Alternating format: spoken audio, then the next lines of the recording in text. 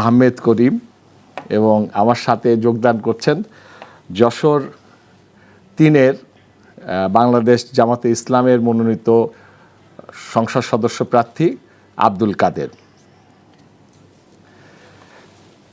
আমি সাংবাদিক করিম ভাই আপনার কাছে প্রথমে আসি, শুরু করি যে আমরা দীর্ঘদিন পর আমরা যে তফসিল ঘোষণা করা হয়েছিল, তফসিল ঘোষণার পর প্রতিটা ধাপ আমরা একটা একটা করে পার হয়ে আজকে আমরা আনুষ্ঠানিকভাবে নির্বাচনের প্রচারণা শুরু করলাম। তো আপনি সাংবাদিক, আপনি সারাদিন দেখেছেন যে সারা দেশে যে নির্বাচনী প্রচারণা শুরু হয়েছে সেটাকে আপনি কিভাবে দেখছেন? সবার কি স্বতঃস্ফূর্ত রয়েছে কিনা? ধন্যবাদ হাসিব ভাই। তো আজকে এই যারা এনটিভির অনুষ্ঠান যারা দেখছেন, রাজনীতি ও সমসাময়িক প্রসঙ্গ, সবাইকে শুভেচ্ছা জানিয়ে আমি আলোচনা করতে চাই। প্রথমে আজকে এই বহু প্রতীক্ষিত দিন এটি বলা যায়, কারণ আমরা যদি প্রকৃত অর্থেই নির্বাচনের হিসেব করি তাহলে বলতে হবে যে 2001 সালের পরে এদেশে আসলে কোনো নির্বাচন হয় নাই। কারণ 2008 সালের নির্বাচনটা ছিল মূলত একটা ডিজাইনের নির্বাচন, একটা পরিকল্পনার অংশ হিসেবে কাউকে ক্ষমতায় বসানোর জন্য নির্বাচন হয়েছিল, এবং সেই নির্বাচনে যারা প্রতিপক্ষ ছিল তারা আসলে নির্বাচনের প্রস্তুতি নিতেই পারে না, এর মধ্যে নির্বাচনটা শেষ হয়ে গেছে। তো আমরা যদি ওভাবে হিসাব করি তাহলে বলা যায় এখন যাদের বয়স 40 এরা মূলত কোনো জাতীয় নির্বাচনে ভোট দিতে পারে নাই। 25 বছর পরে আজকে প্রকৃত অর্থে আমরা বলি যে আমরা একটা নির্বাচন দেখতে যাচ্ছি। আর এই যে নির্বাচনে গণতান্ত্রিক এই প্রক্রিয়াটা শুরু হওয়া, এই গণতান্ত্রিক প্রক্রিয়াটা শুরু হওয়ার জন্যে যে 1400-এর অধিক জীবন, তরুণের জীবন গিয়েছে, আমরা সেসব শহীদদের প্রতি, আহতদের প্রতি শ্রদ্ধা জানাই। এবং আজকে যে নির্বাচনী ট্রেন, মূলত এতদিন থেকে শুধু নির্বাচন হবে, স্টেশনে মূলত নির্বাচনী প্রস্তুতি চলছিল। আজকে বলা যায় নির্বাচনী ট্রেন যাত্রা শুরু করেছে। তো এ কারণে এটা অনেক আনন্দের দিন। বাংলাদেশ একটি গণতান্ত্রিক রাষ্ট্র হিসেবে যে মহান মুক্তিযুদ্ধের মধ্য দিয়ে যে যাত্রা শুরু হয়, আমরা গণতন্ত্রকে দেখব বারবার খুব আশাবাদ ব্যক্ত করি, কিন্তু শেষ পর্যন্ত আসলে আমরা কাঙ্ক্ষিত গণতন্ত্র পাই না। তো এবারও ছাত্র জনতার বিপ্লবের মধ্য দিয়ে মূলত যে নবযাত্রাটা শুরু হয়েছে সেটার প্রথম বাস্তবায়ন হতে যাচ্ছে মূলত এই নির্বাচনের মধ্য দিয়ে। কিন্তু আমরা এই নির্বাচন নিয়েও অনেক শঙ্কা সবসময় শুনে আসছি, এখনও কিন্তু শঙ্কা আছে, আলোচনা হয় বিভিন্ন জায়গায়, টেবিলে। তারপরেও আমরা দেখতে পাচ্ছি আমাদের প্রধান উপদেষ্টা মনে হচ্ছে খুবই দৃঢ় প্রতিজ্ঞ, তিনি এই নির্বাচনের মাধ্যমেই একটা গণতান্ত্রিক উত্তরণ দেখাতে চান। তো এজন্য আমরা আশাবাদী হতেই পারি। আজকে আপনি দেখেছেন যে আমাদের যে জাতীয়তাবাদী দলের তারেক রহমান, তিনি তার পিতা এবং মাতা যে ভাবে নির্বাচনের যে সিলেট থেকে যাত্রা শুরু করেছেন, একই পথে পিতাও সিলেট থেকে যাত্রা শুরু করেছিলেন এবং মাতাও সিলেট থেকে যাত্রা শুরু করেছিলেন, উনিও সিলেট থেকে যাত্রা শুরু করেছেন। আপনি নিশ্চয়ই দেখেছেন, এটা কেমন আপনার কাছে? আজকে আসলে বলা যায় এই নির্বাচনের আজকের প্রচারণার সূচনা দিবস আজকে থেকে শুরু। এ কারণে দলের নেতা কর্মীদের মধ্যে অনেক আনন্দ উচ্ছ্বাস, আমার বিশ্বাস দেশের জনগণও অনেক আনন্দিত। আমরা আমাদের ভোটের মাধ্যমে নির্বাচিত প্রতিনিধি আমরা দেশ পরিচালনার দায়িত্ব দিতে পারব। তো এজন্য এটা এবার আমরা দুটা বলয় দেখছি। একটা হচ্ছে যে প্রধান দল বিএনপির নেতৃত্বাধীন, যেটা নেতৃত্ব দিচ্ছেন জনাব তারেক রহমান, আর আমরা 10 দলীয় জোট দেখছি যেটার নেতৃত্বে রয়েছে জামাতে ইসলামী। তো আজকে যেভাবে শুরুটা হলো তো আমার মনে হচ্ছে এটা একটা শুভ সূচনা। এবং অতীতে যেভাবে আমরা 91 নির্বাচন দেখেছি বা 2001-এ আমরা যেভাবে দেখেছি যে স্ব উৎসাহে সারা দেশের মানুষ তাদের ভোটাধিকার প্রয়োগের জন্য ঝাঁপিয়ে পড়েছে, এবারও মনে হচ্ছে অনেক উৎসাহের মধ্য দিয়ে ভোট হবে। তো যত আপনার কাছে সংখ্যাই কি কোথাও মানে কোনো জায়গা থেকে কোনো দুঃসংবাদ এসেছে কিনা, কোনো এরকম না, কোনো সেরকম সংবাদ? কোনো দুঃসংবাদ নেই। আসলে নির্বাচনকালে কিছু ঘটনা থাকেই সাধারণত। তার মানে আজকে সারা দেশেই আনন্দ উৎসবের মধ্য দিয়ে প্রচারণা শুরু হয়েছে। হ্যাঁ, বলা যায় শান্তিপূর্ণভাবে এবং উৎসব মুখর পরিবেশেই শুরু হয়েছে, জি। এটা আমরা দেখতে পেয়েছি। তো আমরা আজকে তারেক রহমানের বক্তব্য শুনেছি। উনি বলেছেন যে নির্বাচনে কয়েকটা প্রতিশ্রুতি উনি দিচ্ছেন। একটা হলো যে ফ্যামিলি কার্ড। তো ফ্যামিলি কার্ড যদিও আপনি এই দলের কেউ না, তারপরে একটা সাংবাদিক হিসাবে আপনি কি মনে করেন যে এই যে তারেক রহমানের বিএনপির যে কর্মসূচিগুলা, এগুলোকে আপনি কিভাবে মূল্যায়ন করেন? এটা নির্বাচন যখন আসবে তখন তো দলের কর্মসূচি থাকতেই হবে। সেদিক থেকে বলা যায় প্রধান দল হিসেবে বিএনপির পক্ষ থেকে যে এখন পর্যন্ত আনুষ্ঠানিক ইশতেহার ঘোষণা করা হয়নি, কিন্তু দলের প্রধান যেসব প্রতিশ্রুতি দিচ্ছেন, কথা দিচ্ছেন, এটাই আপাতত ইশতেহার।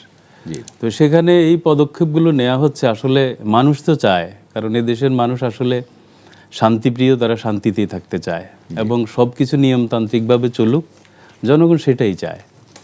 তো এ কারণে যে আশাবাদের জায়গাটা এখানেই, হ্যাঁ, যে তারেক রহমান তিনি আসার পর থেকেই বিভিন্ন প্রতিশ্রুতিগুলো দিচ্ছেন।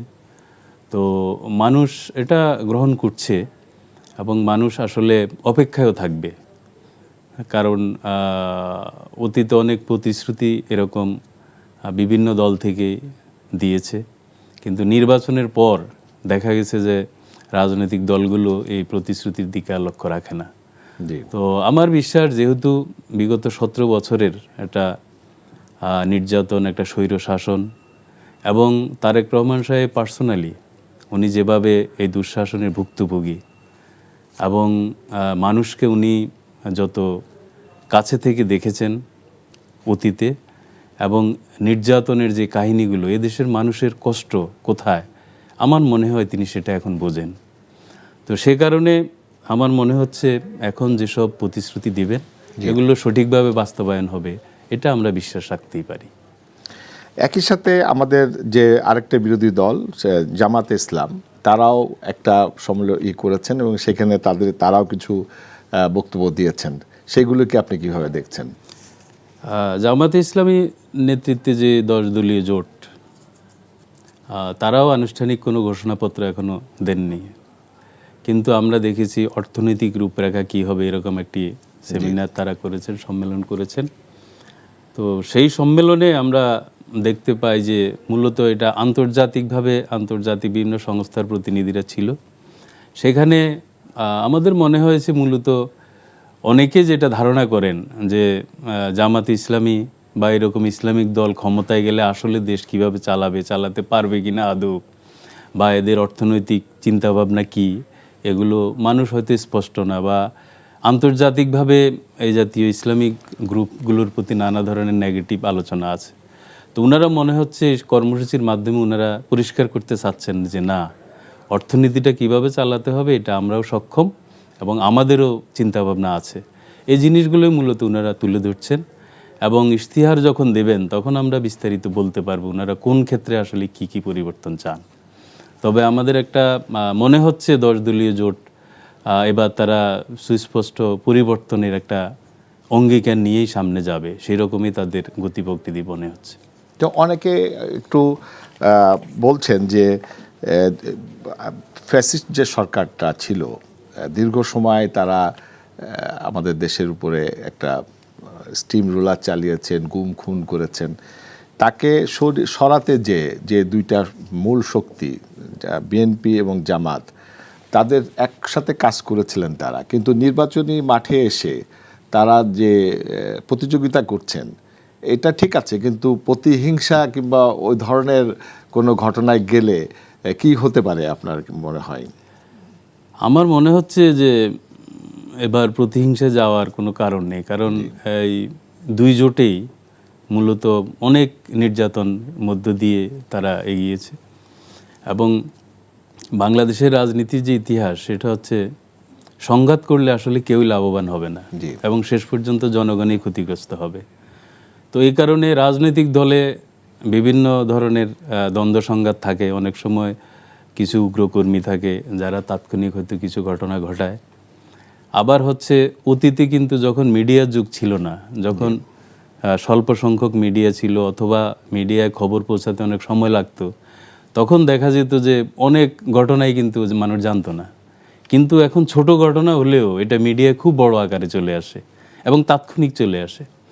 তো যার কারণে এখন হয়তো কম সংঘাতকে অনেক বেশি সংঘাত মনে হবে। তবে যেভাবে যাত্রা শুরু হয়েছে আমার মনে হয় সব পক্ষই ধৈর্য ধারণ করবে এবং একটি সুষ্ঠু নির্বাচনের মধ্য দিয়ে জনগণের প্রকৃত প্রতিনিধি নির্বাচন করতে সক্ষম হবে। নির্বাচনে কি আপনি কোনো সহিংসতা দেখছেন কিনা? কারণ আমাদের নির্বাচন শুরুর ঠিক একদম প্রথমেই আমরা হাদিকে হারিয়েছি এবং অনেক জায়গায় আমরা দেখেছি যে হত্যাকাণ্ড ঘটেছে। তো আগামীতে যখন আমরা যত নির্বাচনের দিকে আগাবো তখন কি কোনো সহিংসতা আপনি কি চিন্তা করছেন কিনা? সহিংসতা আসলে জনগণ আশা করে না এবং রাজনৈতিক দলগুলো চায় বলে আমরা বিশ্বাস করি না। কারণ নির্বাচনে যে হারুক বা যে জিতুক, এটা গণতন্ত্র মানেই হচ্ছে হার জিত থাকবে।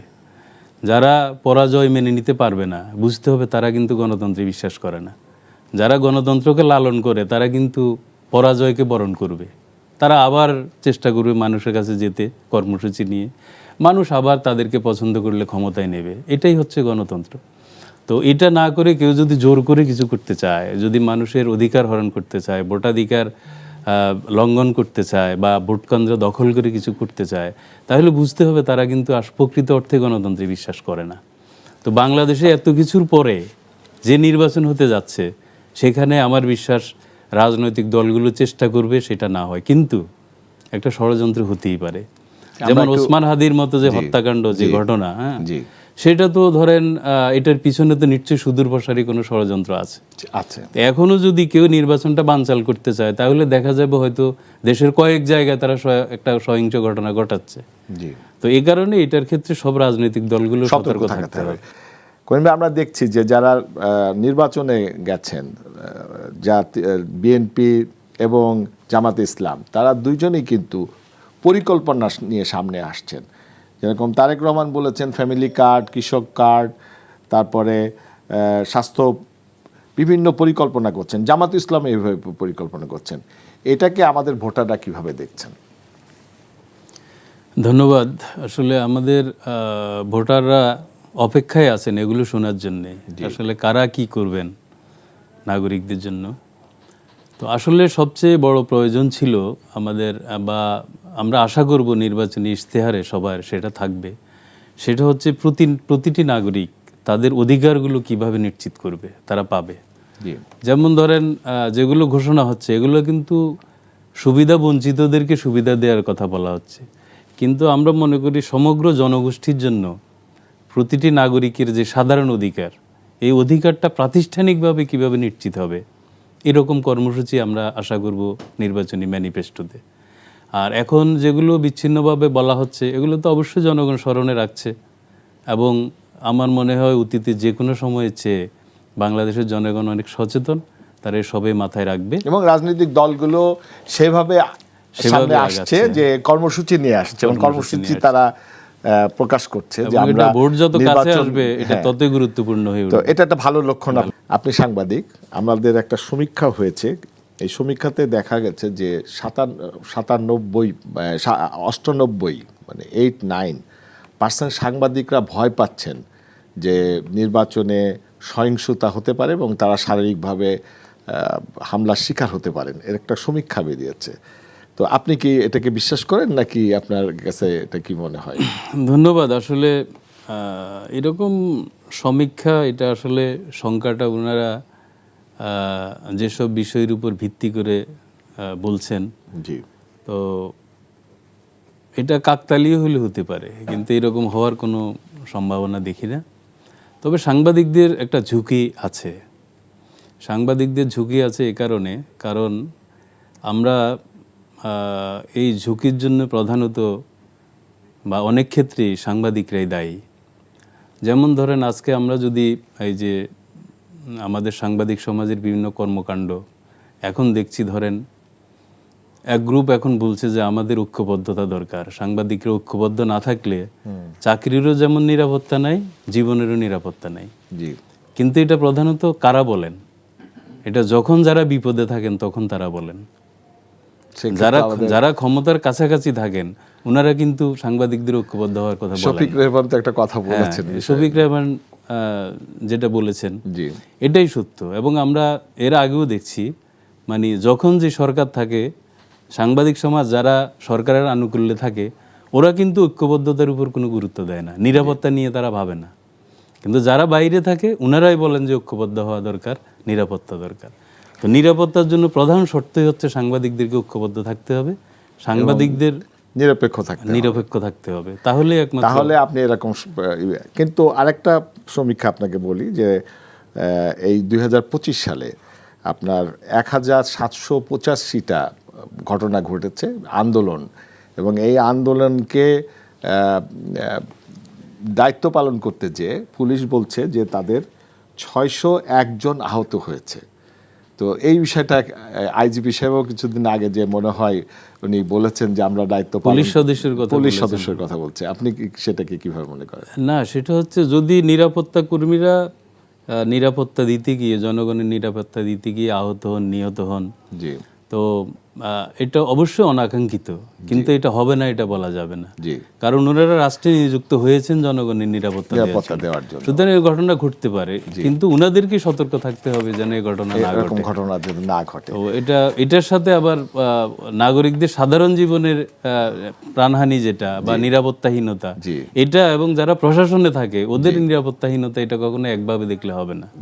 কারণ যারা নিযুক্ত হয়েছেন নিরাপত্তার জন্য তাদেরকে দায়িত্ব পালন করতে হবে। সেক্ষেত্রে কিছু কিছু ঘটনা হতেই পারে, তবে আমরা আশা করবো যেন কোনো ঘটনাই না ঘটে। জি, আপনার কাছে আমার প্রশ্ন যে আমাদের যে ডক্টর ইউনূস সরকারের যে একটা গণভোটের কথা বলা হচ্ছে, এই গণভোটটাকে আপনি কিভাবে দেখছেন? গণভোটটা আসলে জুলাই বিপ্লবের জনগণের যে আকাঙ্ক্ষা, সে আকাঙ্ক্ষার একটি আনুষ্ঠানিক সম্মতির জন্যই মূলত গণভোট। জুলাইয়ে যে পরিবর্তনটা হয়েছে এটা যে প্রকৃত অর্থেই জনগণের আকাঙ্ক্ষা ছিল, এটার একটা প্রাতিষ্ঠানিক স্বীকৃতি দরকার। সেজন্যই মূলত এখানে ভোটের আয়োজন করা হয়েছে, এবং এটা সুষ্ঠুভাবে হওয়া উচিত, এবং এটা আমাদের আগামী দিনের জন্য, দেশের জন্য এটা অত্যন্ত জরুরি। এবং এখানে অবশ্যই ভোটে বিজয়ী হতে হবে, এটাই হলো মূল লক্ষ্য।